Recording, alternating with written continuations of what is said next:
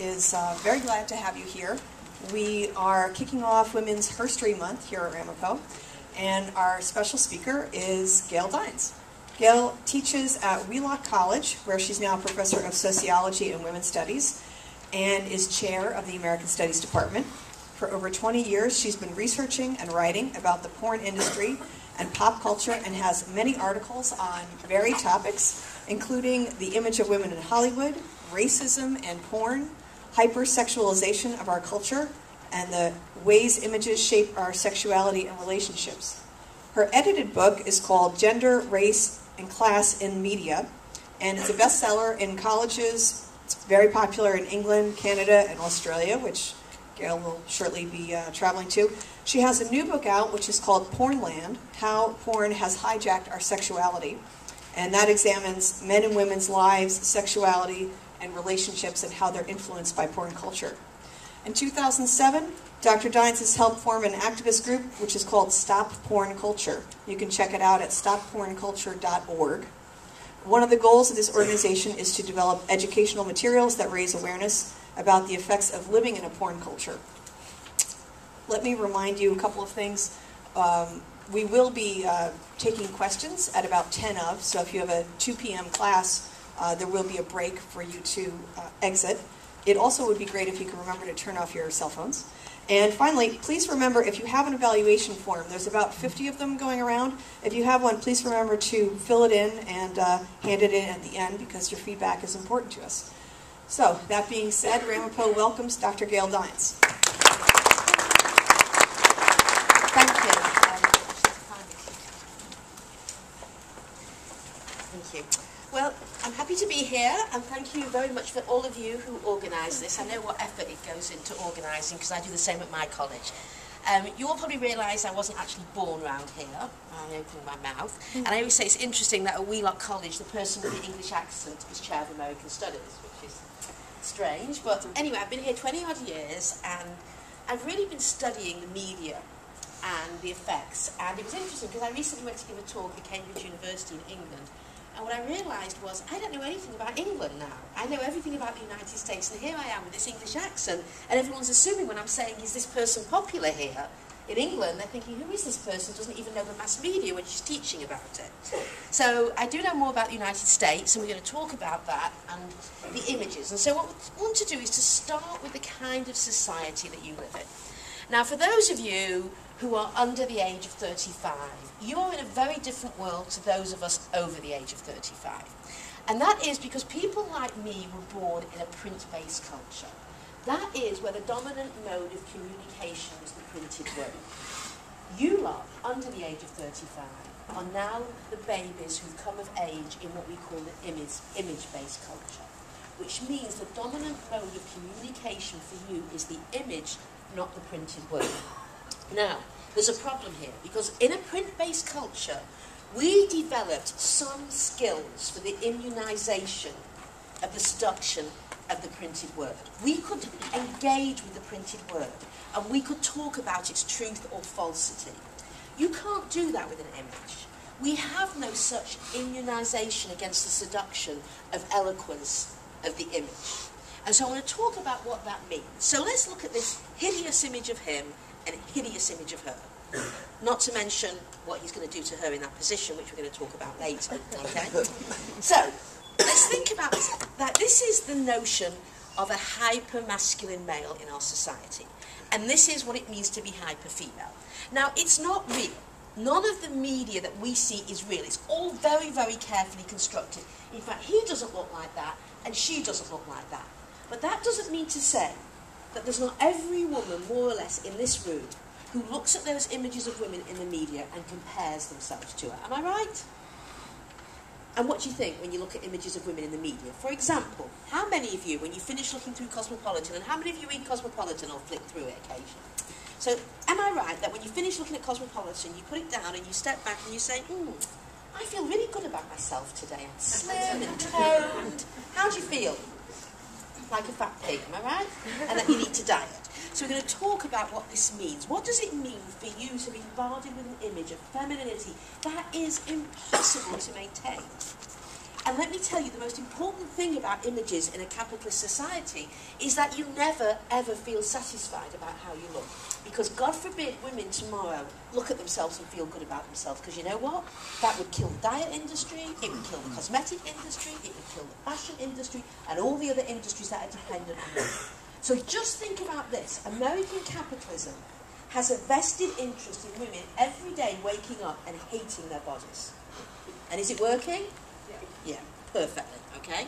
So let's talk about some of the images that surround you and the way they work. So I'm just going to take you through what we call an image-based society. And what do you notice?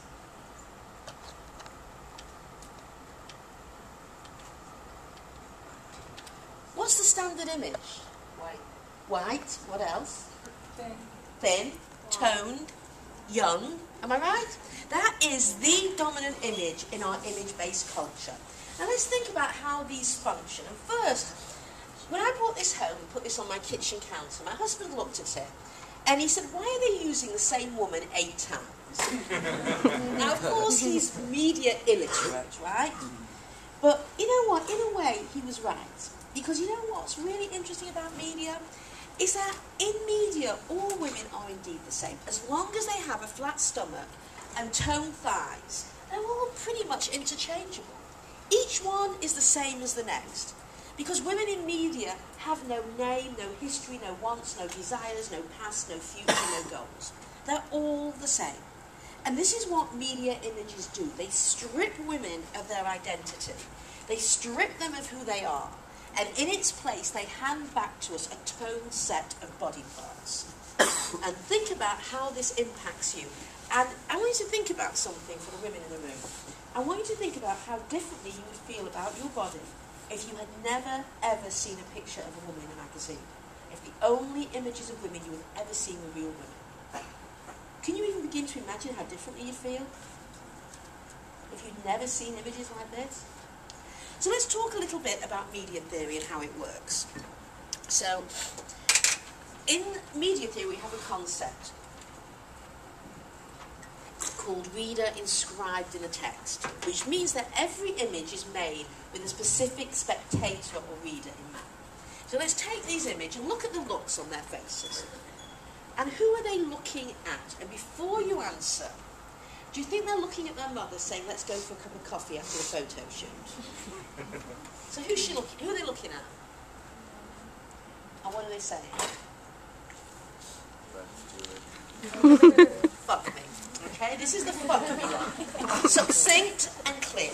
Would that be correct? Yes. And let me tell you, every woman in the room, and virtually every man knows what I'm talking about, because in my classes, when we talk about the fuck me look, I say to my students, do the fuck me look. And everyone knows what I'm talking about. They all go into it instantaneously. It's not like they're saying, what do you mean?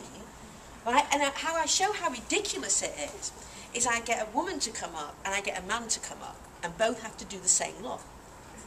You can see what I'm saying. Now, for a man, of course, it looks ridiculous. Where does the fuck me look belong for a man? In a gay magazine, not in a heterosexual magazine. Because the image in a heterosexual magazine is what? I'm gonna fuck you. Yeah, fuck you, exactly. That's exactly right. Right? Which is exactly it. So this is the way in which gender is encoded into images. To such a degree, and this is very important, that we think this is biological, not social. You will hear people argue that women are like this and men are like this, and it's just how they're born. It's nothing to do with how they're born. It's how they are socially constructed.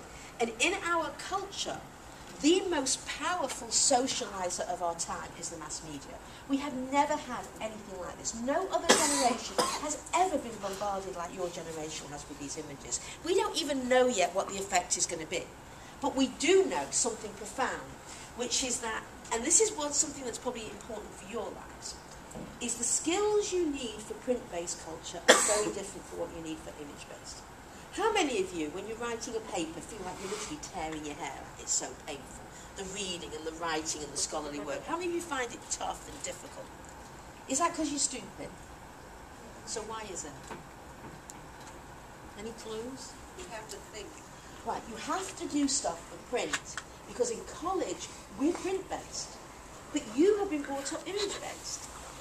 And you see, the thing with print and image is that print requires concentration. It requires focus. The image is the opposite. In fact, when the image first started, when the TV first started, the screen used to change every 20 seconds. Then it went to every 14 seconds. It now changes every 1.5 seconds. The human brain simply cannot process or be critical or rational when it comes to that speed. And what happens is now, what with the screen changing every 1.5 seconds, what with the video games, and what with the men using excessive amounts of pornography, which we're going to talk about in a minute, you have become adrenaline junkies. So you are probably bored to death in most classes. And I tell you, I'm a really, really good teacher, and I know I'm going to bore my students to death because I can't keep up with MTV. However good I am, I cannot keep up with MTV. And so what happens is you're in this clash of worlds in college, and it's only going to get worse because more and more images are replacing books as the thing that people do. I've got an 11-year-old niece, and I've got a 12-year-old nephew, and literally, they cannot sit through a meal without doing something down here with their thumbs. And so this has been a shift, and nobody at this moment really knows where it's going to end. So let's think about, again, images. So she's speaking to men. Who's she speaking to? Women. And can you see that idea, that kind of sneer on her face, right? She's really hot, we're not. And this is an old picture, I know, but there's that image. So think about this. When women speak to men, they say, fuck me, and when they speak to women, they say, fuck you. And this is really, really bad in a society where women need to build sisterhood with each other. Because women are an oppressed group. But what we do is we get competitive with each other. And we look at what each other's wearing, and we're comparing each other. And a bit later I'm going to talk about how we then accuse each other of being sluts and the effect that has. And so we're basically catapulted into a world where we are at odds and are competitive with each other in order to get the prize at the end of the rainbow, which is, of course, the men. We'll talk about just how big a prize that is in a minute. And I use these as an example. This is kind of pornography light, Maxim, FHM. And I always use this because a perfect example of how you can recreate and create an image in Angelina Jolie. This is a picture of her before she became a child collector as a hobby. And now, now she's become the good girl, the ambassador. But she used to be the bad girl. She used to be the S&M self-mutilator of media. And notice how she, once she married Brad Pitt, or got together with Brad Pitt, has changed everything. So this is a really interesting way in which images shift depending on how the media construct you. Now, what I'm talking about is true mainly for white women. For African American women, it shifts very dramatically in America. And the mode of representation of black women is different. Now, they're either in media historically have been very dark or very light. And what do you notice? What's the common theme here? What do you see? Animals, okay? That African American women in America tend to be depicted as somehow closer to animals. And this is really interesting because this was an image from Sports Illustrated a few years ago. The swimsuit issue. You all know the swimsuit issue?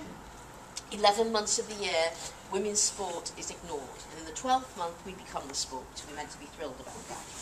So in the swimsuit issue, all the women were white. And all the photo shoots were on the beach. Except for this ethnically ambiguous woman. And guess what? They moved the whole thing to a kind of jungle-like setting. Now, what's interesting about putting her in a jungle-like setting is this sense that she's closer to animals than she is to human beings. And where does this come from? And can I just say, I'm sorry about the recording, but there's no recording here for the whole thing. Sorry.